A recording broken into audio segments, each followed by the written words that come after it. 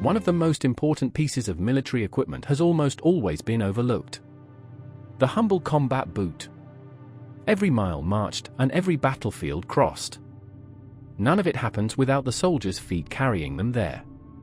Military history is filled with stories of brilliant tactics and revolutionary weapons, but countless campaigns have been won or lost because an army simply couldn't walk any farther.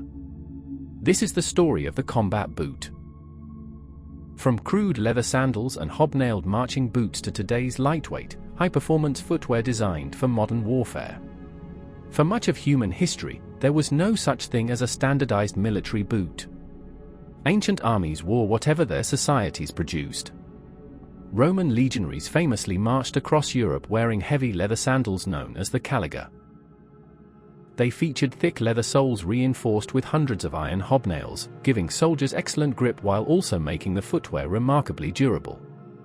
These sandals became one of Rome's greatest logistical advantages. Roman legions routinely marched 20 to 30 kilometers a day while carrying equipment that often weighed over 30 kilograms.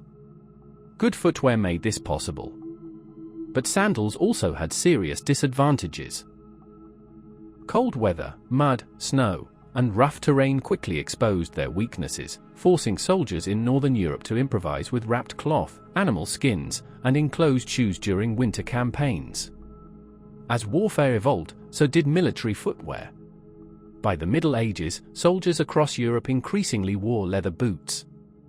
Unlike Roman sandals, boots protected the ankle, lower leg, and foot from harsh weather while also offering some defense against cuts, mud, and rough terrain. There was still very little standardization. Knights wore expensive riding boots. Infantry often supplied their own footwear. Mercenaries simply bought whatever they could afford. This meant entire armies often marched wearing dozens of different styles. Comfort varied enormously. Durability varied even more. And when boots wore out, replacements were rarely available. For centuries, armies accepted this as normal. The real transformation began during the 17th and 18th centuries. As European states created permanent standing armies, governments started issuing standardized clothing and equipment. Footwear became part of military logistics. The goal wasn't comfort. It was uniformity. One of the most recognizable examples was the tall black leather boot worn by cavalry. Mounted troops needed stiff boots to protect their legs from rubbing against saddles while also providing some protection during combat. Infantry, meanwhile, often received heavy leather shoes with buckles rather than full boots. Interestingly, many early military shoes were made perfectly symmetrical. There was no left shoe or right shoe. Both feet wore identical footwear. Only after weeks, or sometimes months, of marching would the leather slowly mold itself into the shape of each soldier's feet. Until then, marching could be agony. By the time of the Napoleonic Wars, millions of soldiers were marching across Europe. Their footwear became a major logistical concern. French soldiers often marched hundreds of kilometers during Napoleon's campaigns. The constant movement wore boots out faster than governments could replace them. Soldiers frequently repaired their own footwear using scraps of leather, nails, rope, or whatever materials they could find. A worn-out boot could remove a soldier from the army just as effectively as enemy fire. Blisters became infected. Feet became swollen.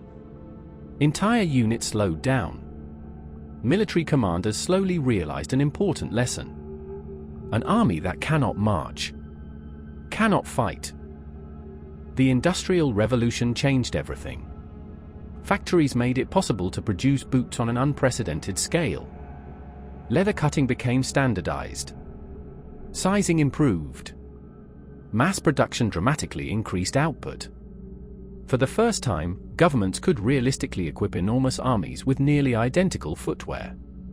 This became especially important during the American Civil War. Both Union and Confederate armies required hundreds of thousands of boots. Factories struggled to keep pace with demand. Union industry generally succeeded.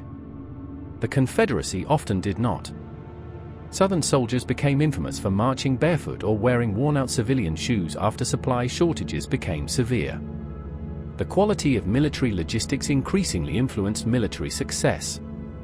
One feature soon became almost universal: the hobnail.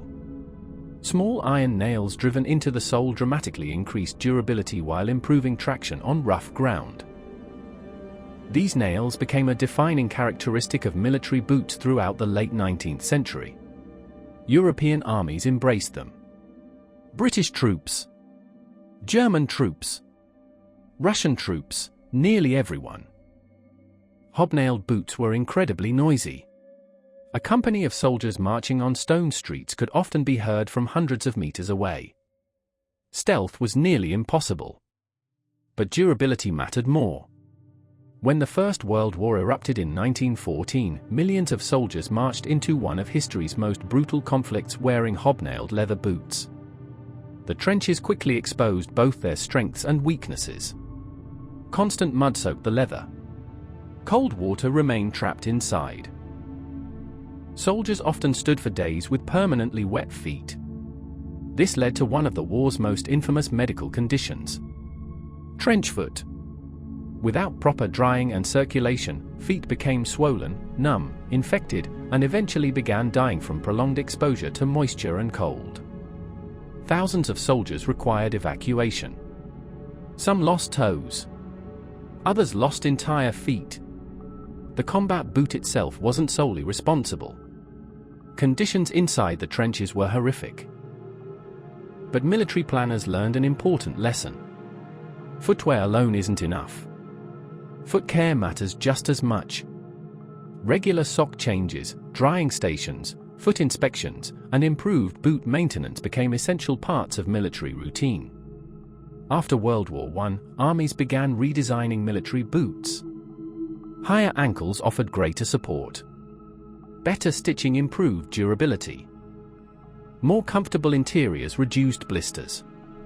By the time World War II began, combat boots had changed dramatically. The United States introduced rough-out leather boots, placing the rough side of the leather on the outside.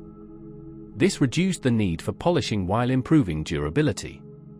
Later, American soldiers received double-buckle combat boots that integrated gaiters directly into the design, helping keep dirt and debris out. Germany continued using heavy leather jackboots during the early years of the war. These tall boots looked intimidating and became closely associated with the Wehrmacht. However, they were expensive, consumed large amounts of leather, and were slower to manufacture.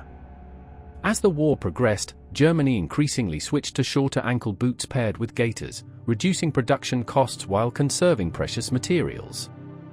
Practicality had defeated tradition. Different battlefields demanded different boots. Soldiers fighting in North Africa needed footwear that stayed cooler in blistering desert heat. Mountain troops required better ankle support and superior grip. Jungle warfare created entirely different problems. Moisture, rot, constant mud. The United States developed jungle boots during the Vietnam War using combinations of leather, canvas, and drainage ports that allowed water to escape instead of remaining trapped inside.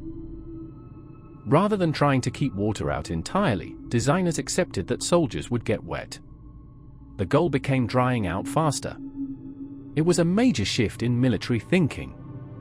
By the late 20th century, synthetic materials began replacing traditional leather. Nylon reduced weight.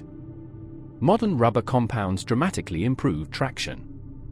Foam midsoles increased comfort during long marches. Waterproof membranes appeared, helping keep feet dry while still allowing moisture to escape. Military boots became lighter than ever before. This wasn't simply about comfort. Every gram mattered. A lighter boot reduced fatigue over long distances. Studies even suggested that reducing weight on the feet conserved significantly more energy than removing the same amount of weight from a backpack. A lighter soldier could move farther, move faster, and fight longer. Modern combat boots are now highly specialized.